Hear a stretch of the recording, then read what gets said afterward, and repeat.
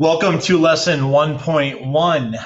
Now it is time where we get a little more real. You've had lessons unit 0. So if you are this far, it means you understand how the class is run and the expectations.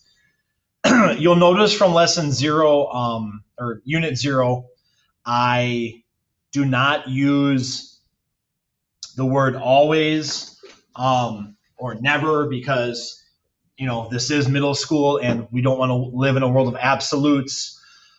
So there will be some instances where you may not use notes.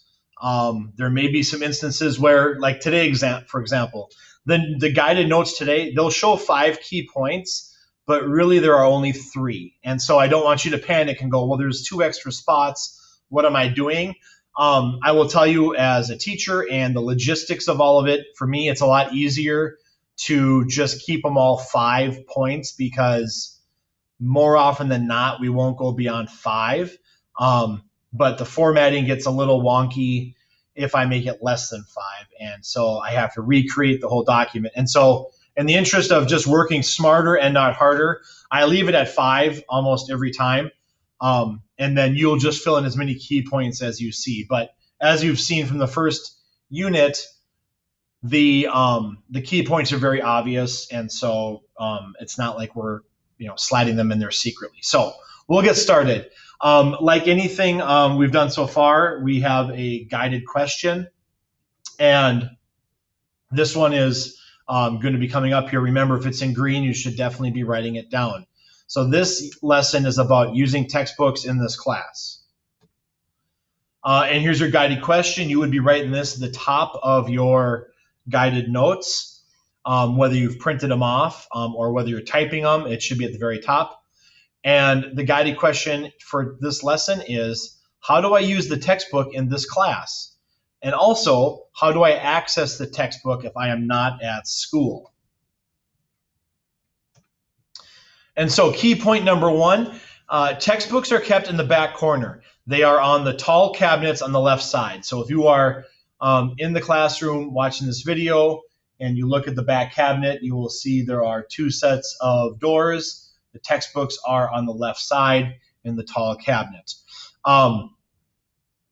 You can also check one out if you need to take it home. What that looks like is you will come up to me, you will tell me the book number, I will say, okay, sounds good, and then you'll take the book home.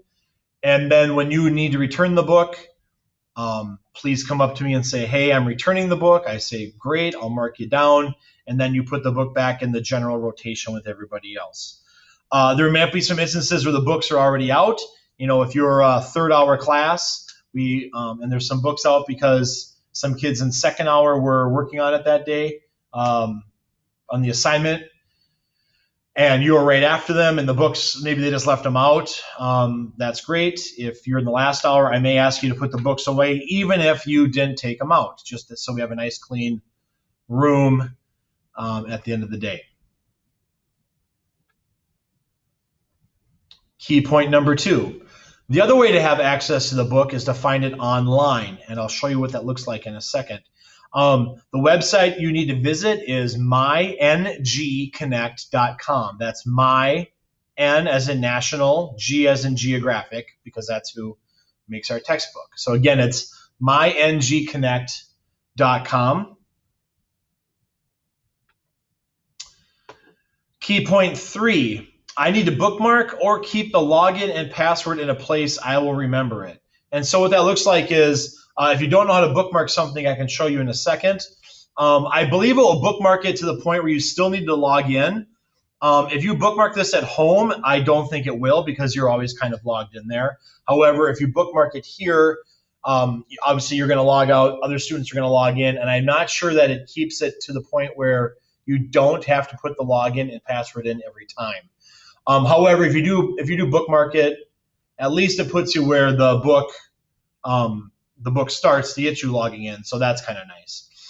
The login is going to be all capital letters, SFSD15. And then right below it, the password is St. Francis, all lowercase, no period, just STFRANCIS. And I'll show you that in a second here as well. This lesson is very quick because the assignment is a little bit longer. And so what I'd like to do right now is kind of demonstrate that. So if you go to myngconnect.com up here, it's going to give you this, it's going to add all this on there. You do not need to type that. In fact, I'll just demonstrate that. If I just make it myngconnect.com and I hit enter, see it shoots all that on there for me anyway. Then it's going to say, are you a student or are you an educator? And I'm going to say, well, I'm a student. And then it's going to ask for your username. Remember, it's SFSD15. The password it will not show you, and there's no option to make it visible, so you need to make sure that you get it right. Remember, it's STFRANCIS, all lowercase, no period. Hit enter, and it's going to pop up this screen. You'll know you're logged in because it will say student, world culture, geography. It's just a generic one for you. There's the e-editions, there's a digital library, there's maps and graphs, there are student tools right here, and we'll kind of talk about that stuff later on.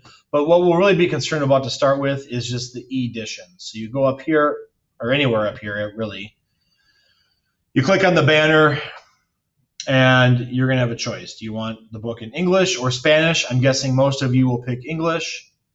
And then you're going to have a book that looks like this. You'll have to scroll up and down to see the entire thing. There is a zoom in, a zoom out feature, so you could zoom out a little bit to see more of the book. But then, of course, the print is going to be a little bit smaller. So it's just a personal preference for you. There is a table of contents, and that's what you'll be using a lot for the assignment. And then this bar in the middle is really just for you to go to the direct page number. So if you know the assignment, let's say, is read pages 250 to 254, you could just type in 250, hit enter, and it will bring you right to it. Okay. And all the links will work on here. You'll see how it changes to a hands, and we talk about maps and graphs and stuff like that. It'll, it pops it out for you. You can download it if you have a color printer at home and that helps you. You can certainly do that. You certainly do not need to. Okay. There are some tools over here like modified text if you want to take notes, if you want to highlight something. But since we're using the generic login for all students, I wouldn't do that because they will not be here next time you log in. If you had your own personal login, then they would, but that is not a feature we have available right now. And like I said, where you're going to want to go is to the table of contents for most of this. And if you click on it, you'll see there are a ton of sections, right? And the questions are going to be something like, what is the title of chapter 22 opener?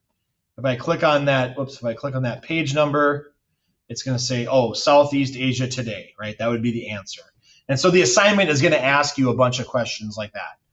What am I going to find on page 207? What is the name of chapter 22, like this example, right?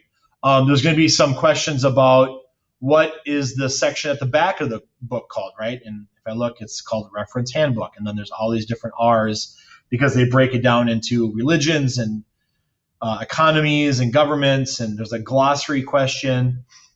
So you'll just have to kind of navigate this and know how to find your way around the online book. This is going to be especially useful if you're gone, whether you're out ill or you're on vacation. As long as you have access to the internet, you can certainly still be up to pace with your work should the assignment require some book reading. I will tell you that we won't require the book a lot in the beginning. We do use it for the maps, but we don't get into a lot of it until maybe a little bit in October, and then really in the second trimester. So we will focus on that later, but we feel like it's important for you to understand how to access it because we want to make sure that you, not knowing how to get there is a reason you can't finish an assignment. We don't want that to be the case. So that's really the online textbook. Like I said earlier, if you put a little, if you click on this star, that means do you want to bookmark it? And you can say add bookmark. And then it's going to say probably something like My NG Connect. you could type over this. You could change it to geography